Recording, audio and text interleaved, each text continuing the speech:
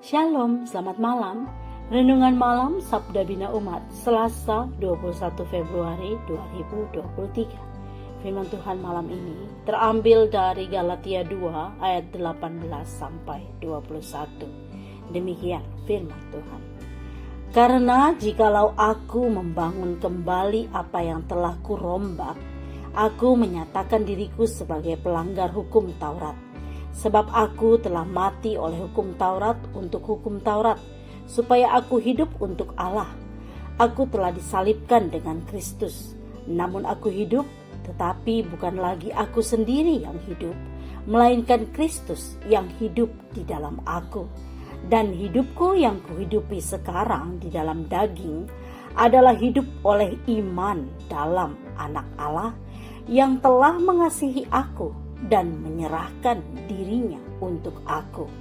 Aku tidak menolak kasih karunia Allah, sebab sekiranya ada kebenaran oleh hukum Taurat, maka sia-sialah kematian Kristus. Demikian firman Tuhan. Renungan malam ini bertema Kristus yang hidup di dalamku.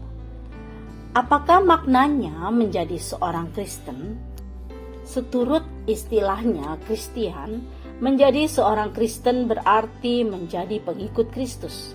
Artinya cara berpikir, bertindak, dan seluruh dimensi hidup orang Kristen seyogyanya mengikuti atau meneladani hidup Yesus Kristus, Tuhan dan Juru Selamat. Aneh rasanya jika kita mengaku Kristen namun tidak mempercayainya dalam segala hal.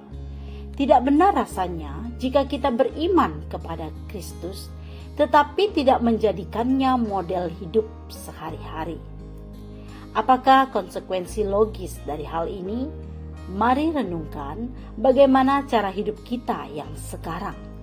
Setelah pengakuan kita mengikut Yesus, ya dengan segenap hatiku, apakah cara hidup kita masih seperti yang dulu?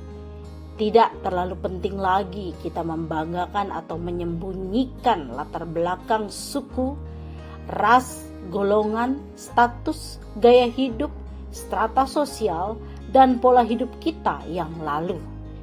Yang mendasar dan penting ialah apakah Kristus berkuasa sepenuhnya atas hidup kita.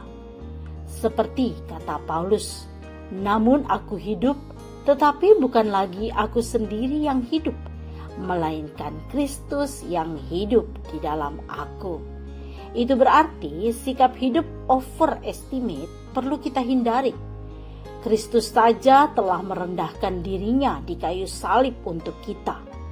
Kesombongan, keangkuhan, dan pementingan diri hendaklah kita jauhkan.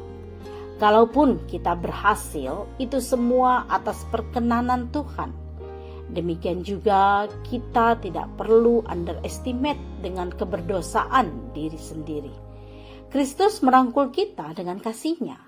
Ia melayakkan kita berjalan bersamanya dan melayaninya. Paulus dengan jujur mengakui bahwa hidupku yang kuhidupi sekarang di dalam daging.